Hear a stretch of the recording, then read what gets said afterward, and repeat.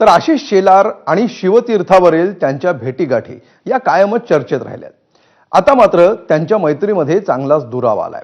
काल झालेल्या ठाकरे बंधूंच्या मेळाव्यावरनं आशिष शेलारांनी टीका केली आहे। एका भावाचं भाषण अपूर्ण तर दुसऱ्या भावाचं भाषण अप्रासंगिक होतं अशी टीका शेलारांनी केली आहे। तर त्यांच्या या टीकेला मनसे नेते बाळा नांदगावकरांनी प्रत्युत्तर दिलंय।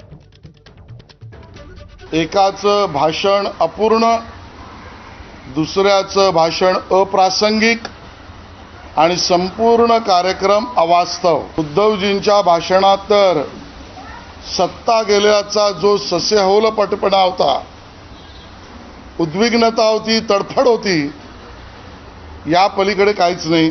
आजच्या तारखेला जर तुम्ही पाहिलं तर अख्ख्या भारतामध्ये आशिष शेलार साहेबच एक नंबरचे वक्ते आहेत, अभ्यासू आहेत।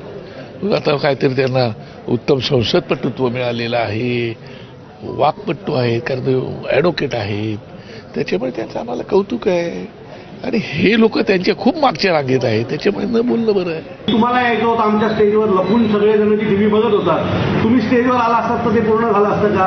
त्यांच्या पक्षाचा वोटर देखील हा गुजराती आहे, उत्तर प्रदेशातला आहे, बिहारचा आहे, तरी सुद्धा मराठी प्रेमी म्हणून ते तिथे आले। पण तुम्ही ते करू शकला नाही, कारण तुम्ही लाचार आहात। तुम्ही जर तिथे आला असतात तर मोदी शहाने तुमच्या मागच्या भागावर लाथ मारली असती, म्हणून तुम्ही तिथे आला नाही।